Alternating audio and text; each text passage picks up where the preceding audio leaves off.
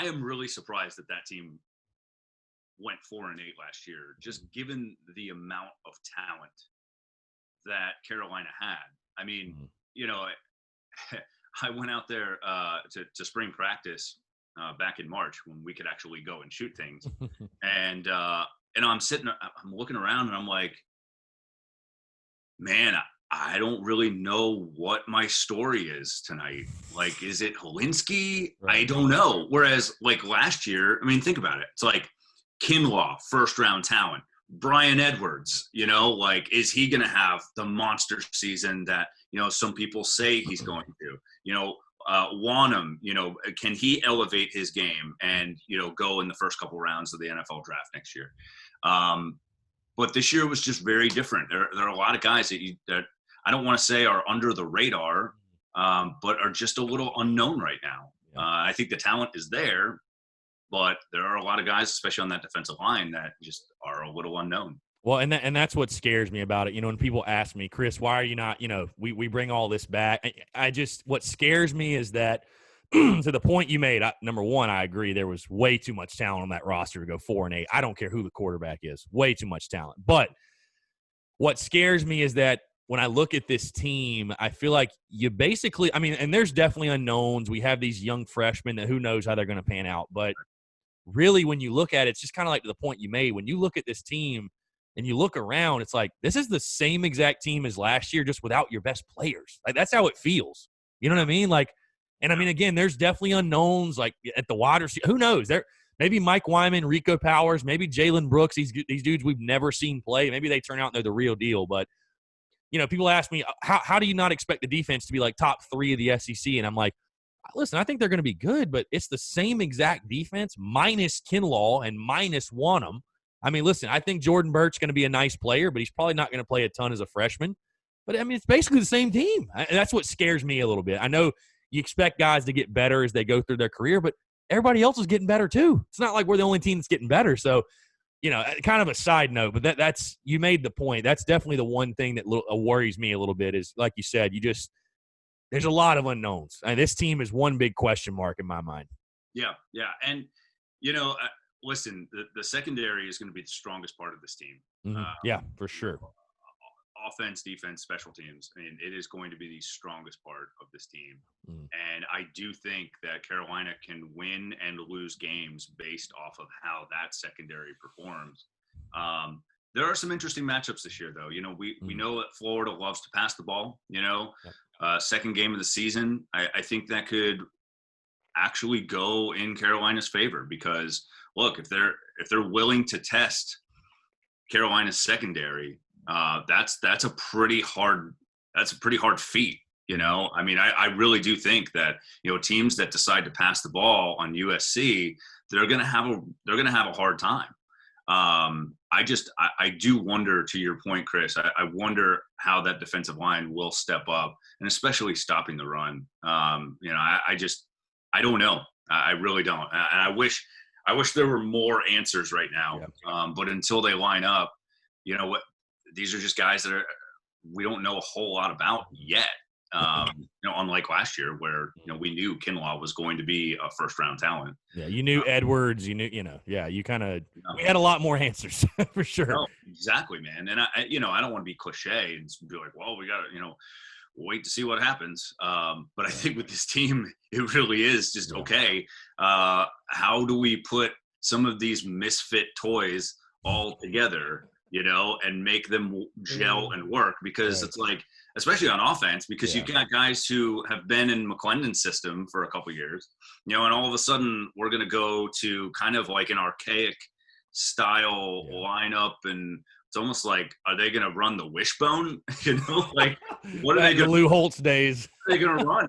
I don't know. They really, yeah, exactly. They really want to have, the double tight end set. They want to be, I think, run first.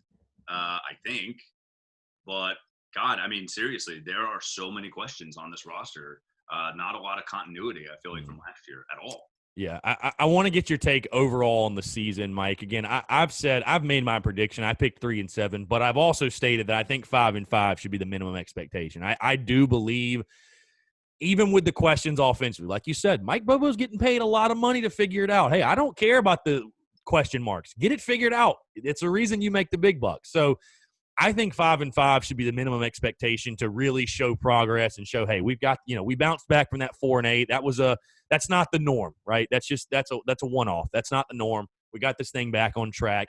But I've picked 3-7. I've said many times again, I got burned last year picking 7-5. I'm going a little conservative on my picks, but I think 3-7 is fair given the question marks around this team. But I will say I'm going a little conservative on the picks. But I just want to ask you: is 5-5? Do you think that's fair to set that as the minimum expectation? And I don't know if I'm necessarily going to ask you to put you on the spot and ask you to like make a record projection, if you will, but just when you look at this 2020 season as a whole, and again, who knows if we even get through the whole season? We're playing the hypothetical game and just assuming, but just your overall take on this season. What you're expecting from this team. I think that what you just said is the most important part of this year. We don't even know what the season is going to look like in a month. Yeah. It's like we were talking about off air, 3 Big 12 games this weekend already postponed. So who knows? I mean, really, right. Who knows? These things right now, we were also talking about this, how news, things change so quickly now. Mm-hmm. You talk about, Tennessee 2 weeks ago, everything seemed to be fine. And then, 44 guys. They start having some cases, right? They do contact tracing, and all of a sudden you got like how many? 44? 44 guys, and that they had to basically cancel the scrimmage Saturday because they didn't have enough bodies. Right. So, to me, it is a war of attrition this year, and I don't think for that reason it is extremely hard to put any sort of specific number on this, because I don't even know if they even get to 10 games, played this year. It could very well be a thing where, 3 games into the season, there are way too many cases on college campuses and they have to shut it down. But I do think, let's just hypothetically say that they do play 10 games.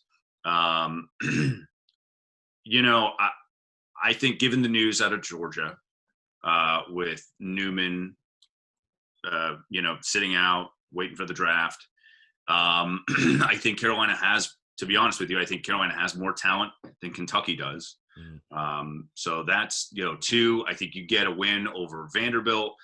I think, given the struggles that Tennessee has had this offseason, I think Carolina's lucky that they get them week 1. And under the lights too. And so that's 4. And then maybe just 1 that goes USC's way. And I don't know if that's Florida, a noon kick, where the students don't show up until 12:40, and there are only going to be 18,000 fans in the Swamp. And believe me, man, I mean, I grew up there like that.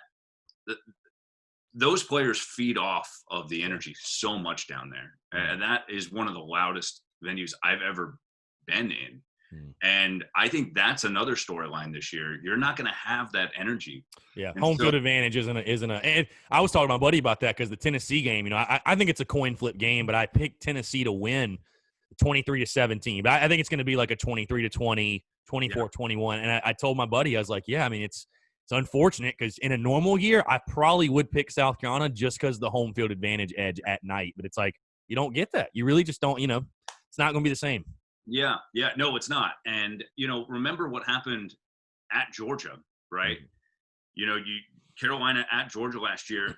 If that had been a 7:30 kick, I think it goes the complete opposite direction. I really do.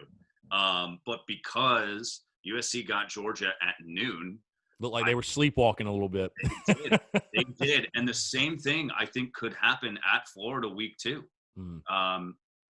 Especially against a team like, if you want to talk some X's and O's, especially against a team that likes to throw the ball. And we know that Mullen likes to throw the ball. And, if he's willing to go at the secondary, I think UF could pay the price. So I don't know. It's interesting. I would say 5-5 is not a crazy expectation at all. But I think, more so the biggest storyline this year is can they just get through 10 games, you know? And I think that's going to be the number one storyline this year, man.